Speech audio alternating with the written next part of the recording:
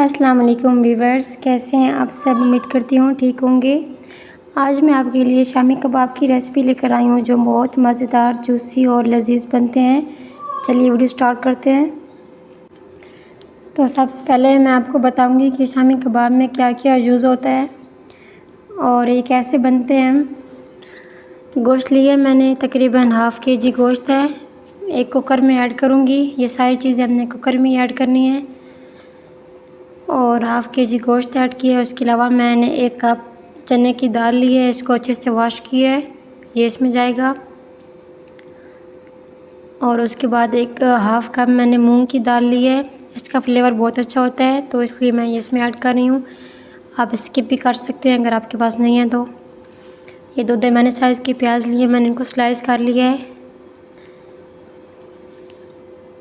لہسن کا پیسٹ لیا ہے 1 ٹیبل اسپون، یہ بھی اس میں ایڈ کروں گی۔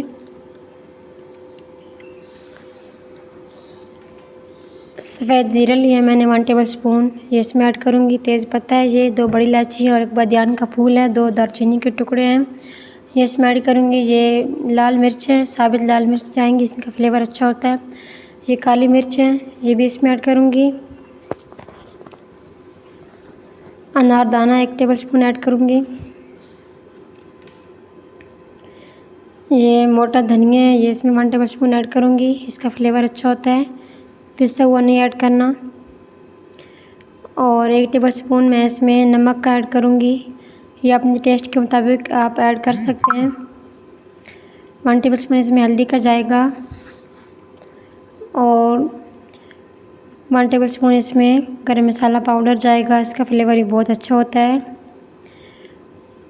بس اس میں یہی چیزیں ایڈ ہوں گی کوکر میں، اور اس کے بعد اس میں پانی ایڈ کروں گی۔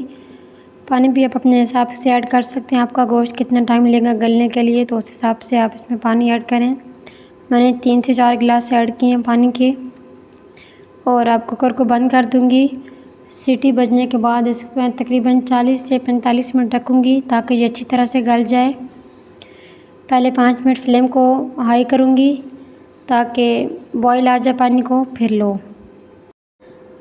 میں نے پورے 40 منٹ اس کو کوکر میں رکھا ہے، اس کے بعد کوکر کو اوپن کیا ہے اور یہ میں نے ایک باؤل میں ان کو نکال لیا جو گوشت گلنے کے لیے رکھا تھا۔ اس میں یہ جو میں نے ثابت مسالے ایڈ کیے تھے اس کو نکال لوں گی، ان کا اب کوئی کام نہیں ہے تو ان کا فلیور اس میں آ گیا ہے تو ان کو نکال لوں گی جو مجھے سامنے نظر آ رہے ہیں۔ اس کے بعد میں اس کو اچھی طرح سے کوٹ لوں گی، بالکل باریک باریک۔ لوگ گرین بھی کرتے ہیں لیکن میں گرین نہیں کر رہی، میں ہاتھوں کے ساتھ اس کو کوٹوں گی تاکہ اچھی طرح سے ریشے دار ہو جائے۔ آپ کی مرضی ہے، آپ اسے اگر گرین کرنا چاہیں تو آپ گرین بھی کر سکتے ہیں۔ اسی طرح اس سارے گوشت کو کوٹ لوں گی، تقریباً 5 منٹ لگیں گے مجھے۔ میں نے سارے گوشت کو اچھی طرح سے کوٹ لیا، یہ دیکھ کے بہت اچھی طرح سے یہ ریشے دار ہو چکا ہے۔ اور اب اس میں سبز مرچی ایڈ کروں گی، 3 سے 4 سبز مرچی میں نے لی ہیں، ان کو اچھی طرح سے چھوٹا چھوٹا کاٹ لیے۔ اور اس کے بعد اس میں ایڈ کروں گی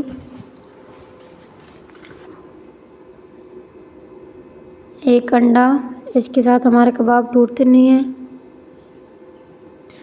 اور 1 لیمن کا رس ایڈ کروں گی 1 ٹیبل اسپون، اس کا فلیور بہت اچھا ہوتا ہے۔ اور 1 ٹیبل اسپون اس میں ایڈ کروں گی سبز دھنیا، اس کو اچھی طرح سے میں نے کاٹ لیا ہے۔ 1 ٹیبل اسپون ½ ٹیبل اسپون لال مرچ کا ایڈ کروں گی، اور ½ ٹیبل اسپون اس میں چاٹ مسالے کا ایڈ کروں گی۔ اس کا فلیور مجھے بہت ہی پسند ہے تو میں ہر چیز میں ایڈ کرتی ہوں، یہ آپشنل ہے، آپ اسکپ بھی کر سکتے ہیں۔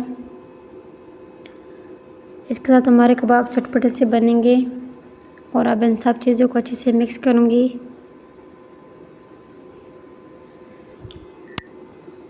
بالکل اچھی طرح سے آپ نے ان کو مکس کرنا ہے۔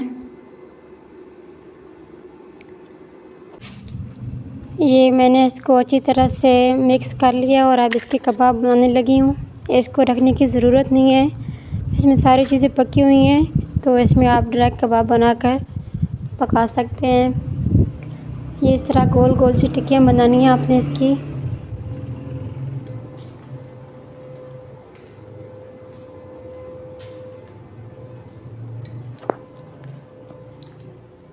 میں نے آئل آلریڈی گرم کرنے کے لیے رکھا تھا، تو اب اس میں یہ ایڈ کروں گی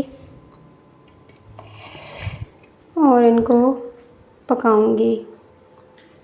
ان کو پکنے میں بھی زیادہ دیر نہیں لگتی کیونکہ ان میں ساری چیزیں پکی ہوئی ہیں، بس ان کا صرف ہم نے کلر ہی چینج کرنا ہوتا ہے، مطلب کہ گولڈن کلر کرنا۔